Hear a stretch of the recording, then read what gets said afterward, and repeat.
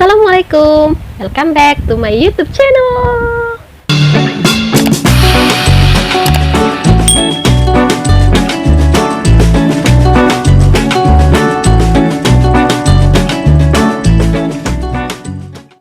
Hai, ketemu lagi bersama saya Lastri di sini.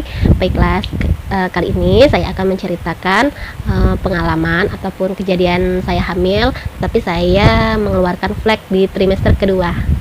Dari sumber yang saya baca, yaitu dari Google ataupun dari sosial media, umumnya wanita hamil itu mengeluarkan flek itu pada usia kehamilan masih muda ataupun di trimester pertama, yaitu dari 0 minggu sampai dengan 12 minggu, itu trimester pertama.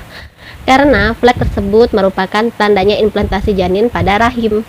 Sedangkan trimester kedua yaitu adalah dari 13 minggu sampai dengan 27 minggu, itu termasuk di trimester kedua. Sedangkan di trimester ketiganya yaitu adalah 28 minggu sampai dengan masuknya proses persalinan. Pada saat itu 2 hari sebelum saya periksa ke dokter, itu saya sudah mengeluarkan flek ataupun bercak-bercak darah. Tetapi warnanya itu bukan merah segar, melainkan warnanya kecoklatan. Karena kenapa saya keluar darah itu? Karena saya pikir di awalnya mungkin saya kecapean ataupun kebanyakan pikiran. Itu hari pertama. Jadi saya memutuskan belum untuk cek. Oke, tapi saat itu saya belum untuk memutuskannya untuk periksa ke dokter, karena saya pikir mungkin saat itu sayanya lagi kecapean ataupun banyak pikiran. Emang pada saat itu lagi banyak pikiran. Terus hari keesokannya saya kerjanya itu emang kerjaan lagi banyak dan lagi numpuk yang memang harus membuat saya kular kilir ataupun bergerak ke sana sini harus dengan lebih gesit. Dan di hari itu menurut saya lebih banyak darahnya lebih keluar. Saya pun di situ sudah merasa cemas, kok darahnya tambah banyak ya. Tetapi nggak ada tuh yang warnanya merah segar ataupun merah hati, cuman warnanya itu kecoklatan, tetapi lebih banyak dari yang hari sebelumnya.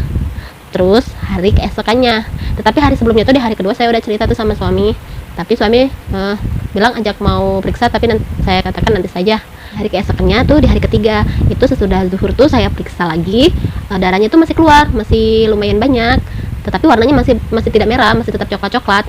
Terus saya kasih tahu suami tuh, sorenya langsung periksa ke dokter. Sama dokter tuh ditanyakan ada keluhan apa bu, seperti biasalah, seperti kita kalau periksa sama dokter ataupun sama bidan biasanya pasti ditanya keluhan kan.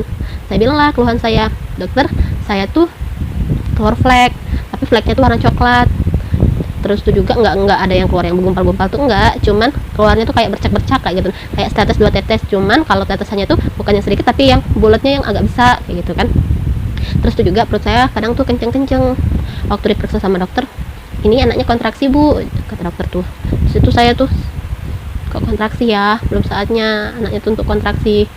Jadi saya tanya sama dokter, kenapa dokter kok bisa dia kontraksi? Iya, ibunya kecapean, kata dokternya tuh, mungkin kerjaannya lagi banyak. Iya, emang lagi banyak kerjaan. Dan dokter menyarankan untuk dirawat. Saya tuh takut dirawat, takutnya nanti kenapa. Gak apa-apa, kata dokternya, dirawat tuh cuman hanya untuk bed rest sama dikasih obat supaya ibunya nggak kontraksi lagi.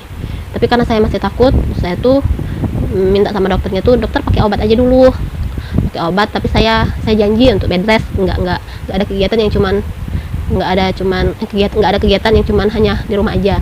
Kata dokternya, apa yakin bisa di rumah aja? Di rumahnya tuh nggak cuma di rumah aja loh, yang cuma di kamar, kerjaannya yang cuma guling aja di rumah, yang namanya juga bed rest. Sorry ya, saya ceritanya agak menges. Ya udah, uji dokternya nih, kalau memang mau di rumah saya resepin obatnya. Udah tuh diresepin lah sama dokternya obatnya kan. Obatnya itu melalui obat minum sama obat yang dari bawah, itu dimasuki dari bawah.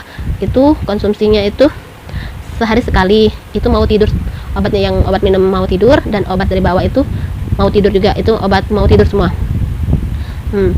Terus itu juga dokter menganjurkan saya kalau memang dari obat ini malam ini kan langsung diminum dan langsung dimasukkan. Kalau memang besok pagi masih keluar, langsung cepat-cepat telepon dokter karena mau dirawat kan, kalau mau dirawat. Tapi karena saya tuh mikir mungkin sayanya kecapean, saya butuh istirahat dulu dan saya harus minum obat dulu.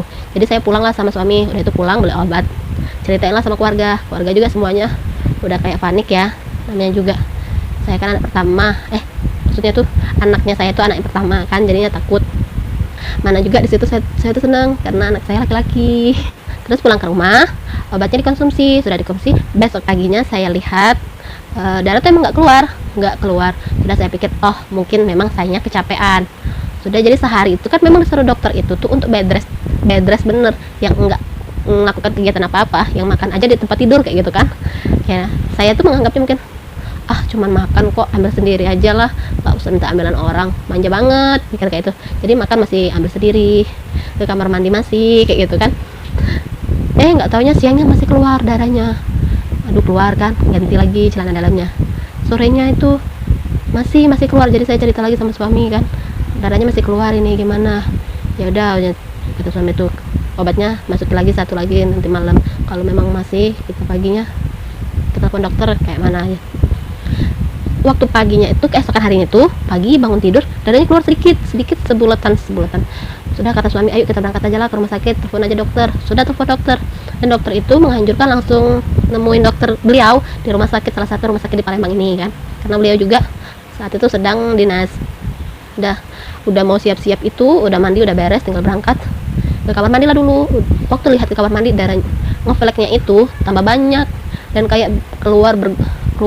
Kalau gumpalan tuh bukan ya, kayak butir-butiran kayak gitu. Nah, tapi butir-butirannya tuh bukan darah.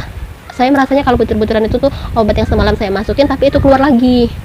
Nah, disitu saya tuh tambah panik, aduh kok tambah panik sih fleknya ini. Langsung aja tuh pergi sama suami kan ke rumah sakit tuh. Sampai di rumah sakit udah ada dokter tuh yang nungguin. Di situ saya tuh, kata orang tua tuh, jangan panik, jangan jadi pikiran, jangan stres, nanti kayak gini kayak gitu. Aduh, saya tuh semampu saya menenangkan diri. Saya sehat kok, anak saya sehat kok. Kenapa saya yakinnya saya sehat dan anak saya sehat? Karena anak saya tuh gerakannya aktif banget di dalam ini nih. Sampai sekarang tuh saya duduk aja tuh, dia tuh masih sempat ngajakin saya main. Yang kayak kalau aktifnya yang kayak berputar-putar tuh saya nggak terlalu itu ya. Cuman dia tuh aktifnya, saya merasa aktif di dalam tuh kayak gelitik gitu, nah, kayak kitik kayak gitu, nah, yang kayak kitik nah kayak gitu. Nah, saya tuh merasa aktif, anakku ini aktif di dalam, berarti anakku ini sehat, aku juga harus sehat. Kalau akunya berpikirnya yang aneh-aneh, nanti aneh-aneh pula yang terjadi.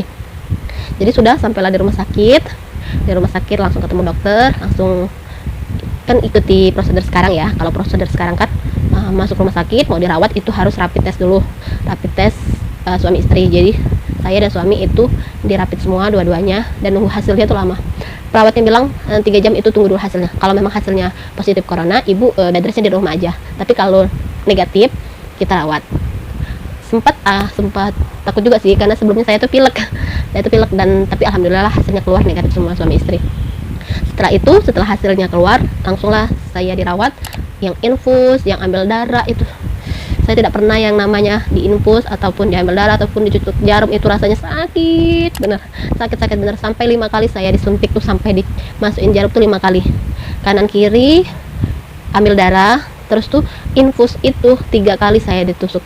Rasanya sakit ya Allah, sakit banget ya Allah.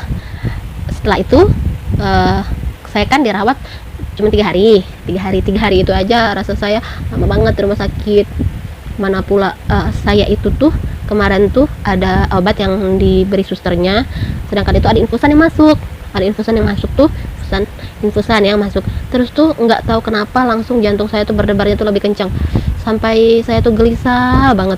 Apa karena pengaruh obat itu ya, atau pengaruh dari infusan? Kalau mau, tapi susternya jelasin kan, saya minta susternya datang kan, suster kenapa saya sudah minum obat ini kok berdebar dada saya. Kata susternya tuh pengaruh dari infusan. Kalau menurut saya tuh nggak juga pengaruh dari infusan, tapi kayaknya pengaruh dari obat sih. Apa karena saya nggak cocok ya? Cuman waktu saya dari IGD tuh ke ruangan, saya nggak berdebar dadanya tuh, nggak ada reaksi. Nah, waktu minum obatnya tuh berdebar, tetapi waktu sorenya itu minum obat lagi nggak berdebar. Mungkin jadi saya tuh mikirnya tuh mungkin obatnya perkenalan dulu dengan tubuh saya. Kan belum kenal, jadi ya perkenalan dulu. Di situ 2 jam sekali denyut jantung anak saya diperiksa, yang keadaan saya diperiksa. Ya syukur alhamdulillah, Allah masih menyayangi kami. Anak saya sehat, saya juga sehat. Besoknya dikontrol lagi oleh dokter, masih ada keluhan bu? Nggak ada keluhan. Dan terakhir itu darahnya itu keluar kemarin sorenya, hari pertama saya opname itu, sorenya itu masih keluar, cuman masih sedikit banget itu keluar. Keesokan harinya itu udah nggak keluar lagi, dan keesokan harinya itu alhamdulillah tidak keluar lagi.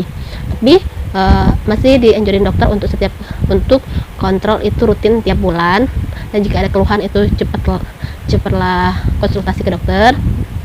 Terus itu juga jangan kecapean, jangan banyak pikiran. Setelah itu hari selanjutnya saya alhamdulillah diizinkan dokter boleh pulang karena anaknya sehat, ibunya juga sehat, ngefleknya juga udah nggak keluar lagi, perut saya juga nggak kontraksi lagi, dan saya disuruh untuk pulang. Tapi semenjak kejadian itu memang mengharuskan saya untuk bed rest ataupun vakum dulu dari dunia kerjaan, dan saya memutuskan untuk menjadi ibu rumah tangga untuk saat ini sampai dengan saya lahiran. Semoga rezeki selanjutnya menunggu kami setelah saya lahiran ataupun mau menjelang lahiran ini. Rezeki kan tidak tahu kita dari mana saja.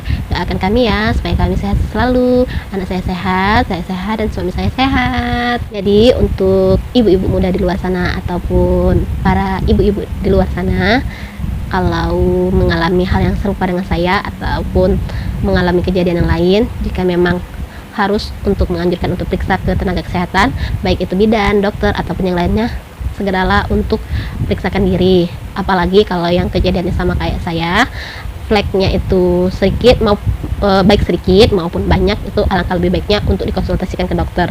Kalau memang memungkinkan untuk kita dirawat, kita harus ikut dirawat.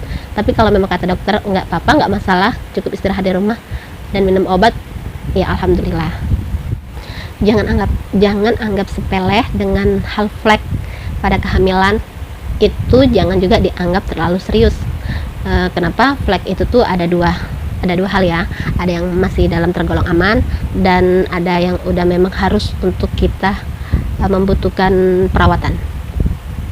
Yang masih tergolong aman yaitu hanya sekedar flek kecoklatan, tidak besertai kram ataupun ada kramnya, cuman jarang banget kayak gitu. Nah, dan fleknya itu hanya sedikit. Itu menurut sumber yang saya baca dari Google ya. Kalau mau lebih jelasnya lagi, kalian bisa buka dari sumber-sumber yang lain ataupun dari Google juga bisa. Dan yang kedua itu yang tergolong membutuhkan perawatan atau penanganan dokter dan tenaga medis yang lain, itu satu, perdarahannya ataupun ngefleknya itu lebih banyak, baik warnanya kecoklatan ataupun merah segar ataupun merah hati. Yang kedua, besertai kram ataupun sakit perut yang lumayan hebat. Yang ketiga, darahnya itu banyak ngalir, dan yang lainnya. Mungkin sampai di sini dulu cerita saya. Akan saya lanjutkan di video selanjutnya tentang seputar tentang kehamilan yang lainnya ya. Semoga video ini bermanfaat. Terima kasih semuanya. Jangan lupa subscribe, like, comment, and share.